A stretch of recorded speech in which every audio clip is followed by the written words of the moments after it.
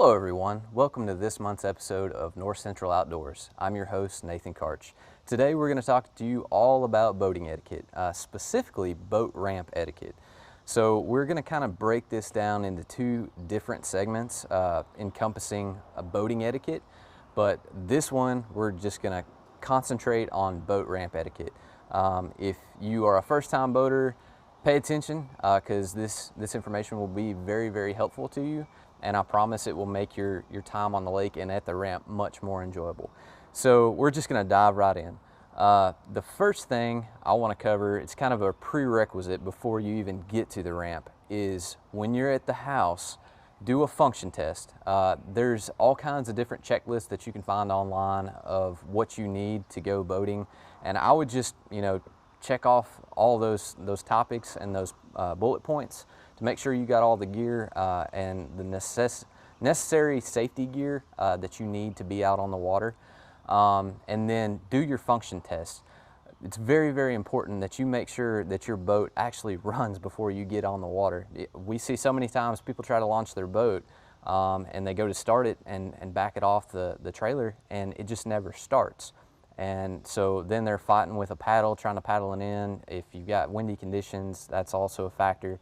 So make sure your boat starts. There's all kinds of adapters and even those ears that encompass lower units and stuff like that. If you don't have a lower unit, there's some sort of adapter where you can hook a water hose to it and make sure that that engine does in fact run.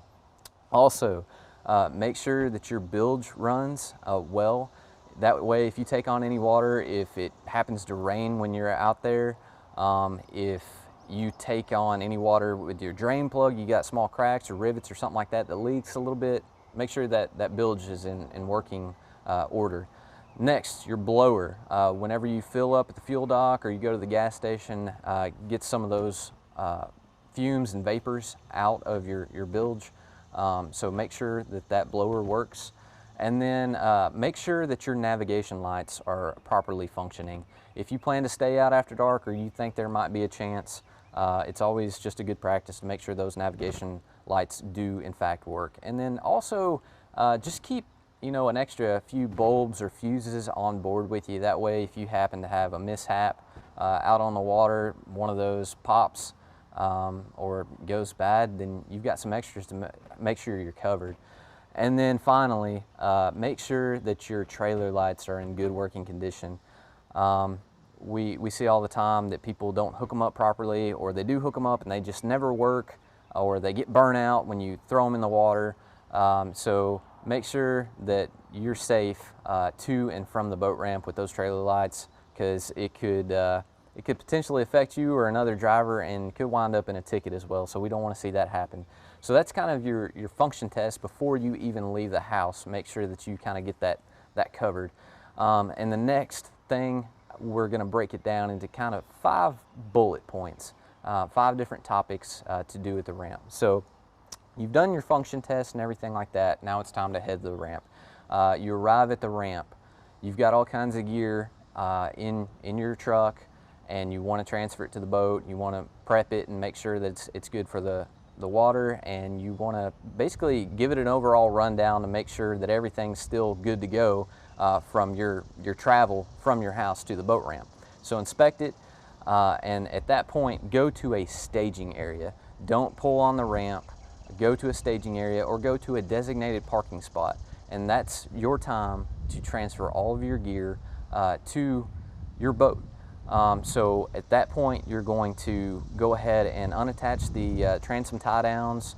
If you have a transom saver for your outboard, go ahead and detach that. If you have not already put your drain plug in, make sure you put your drain plug in. That is very, very, very important. You will never realize how important something so small is until you forget that thing. We've seen it all the time. And you'll tie it up to the courtesy dock and it starts to sink and you're like, oh man, I forgot my plug.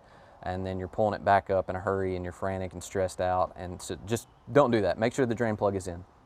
So once you get to that staging area and everything, start throwing your gear in: coolers, fishing tackle, skis, wakeboards, surfboards, whatever it be. That is the time that you throw all your gear in. Don't do it at the ramp because you're taking up someone else's time who's already prepared and ready to launch. The next thing, when you launch, make sure you do it quickly and efficiently. And the only way to do that is for practice. You know, you're not gonna get good at it overnight.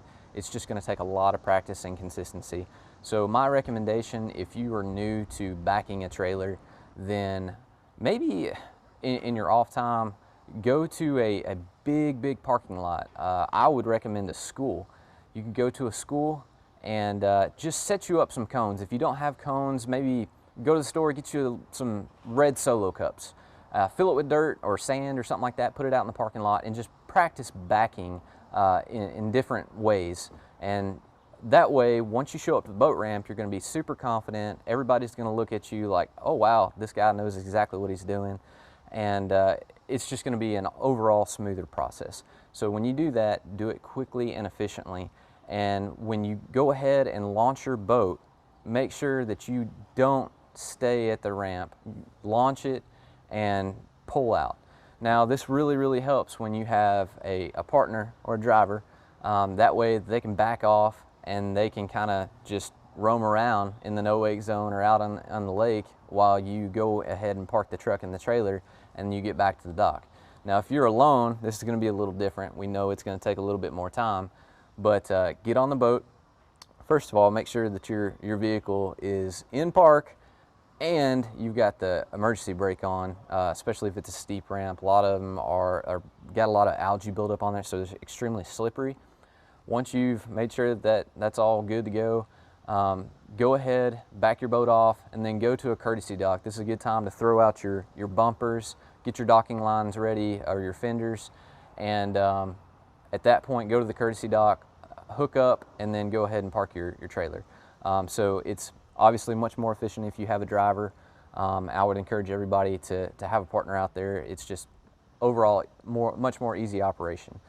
So after that, you're out on the lake. You're good to go. You're enjoying your time. Now we're ready to come in. All right. So at this point, you're kind of going to do everything in reverse. If you have a driver, just have them nose up to the dock, have them drop you off, and that way you can go get your truck and your trailer. If you don't have a driver, obviously, you know, park it at the courtesy dock. Don't put your boat up near the ramp, blocking any type of traffic or anything like that. We see a lot of people try to beach their boats right on the ramp and then go grab their truck and trailer. Don't do that. Go to the courtesy dock, especially if it's a busy time on some of these busy weekends. If there's all kinds of boats trying to launch or take out, make sure if you have a driver, you can utilize that. Just have them get you off, and then have them just go out and roam around in the no-wake zone until you're ready.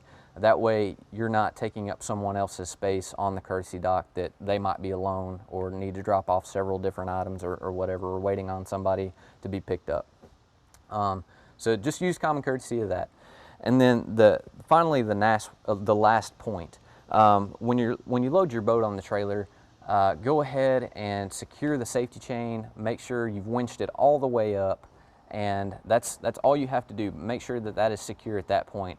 Then immediately pull out. Don't sit there and hesitate. Go to the staging area again, or a designated parking spot. It's very important that you have a designated parking spot. Just don't block other traffic. Then you can take that opportunity to unload all your gear. Go ahead and prepare for your travels home. Attach the transom tie-down straps, your transom saver to your outboard if you have an outboard. And then you go ahead and pull the drain plug and drain any water that might have accrued in the boat at that time. If you're splashing around or anything like that, make sure your trailer lights work, and then you're ready for safe travel home. I might add, a lot of these boat trailers do have halogen bulbs. The LEDs aren't very affected by it because they run very cool. But if you're running halogen bulbs in your trailers, go ahead and disconnect those before you get back down into the water. The reason being for that is when you're on your way to the boat ramp, not sure how long of a distance you have to the boat ramp, but a lot of people travel pretty far. Those halogen bulbs heat up very high temperatures, and when you basically immerse them into cold water, they will pop or they will quit functioning. and so there you're out of a bulb and you don't have a bulb to get home. So go ahead and disconnect those. That way that doesn't happen. Go ahead and launch and then take out, and then when you're ready to go back home, go ahead and reconnect your trailer to your truck, and you're ready to go. You won't have any trouble with your bulbs. So that's kind of the rundown of boating etiquette. I could touch on some other topics, but those hit the high points, and I promise if you abide by all these, you're going to have a much smoother time at the boat ramp.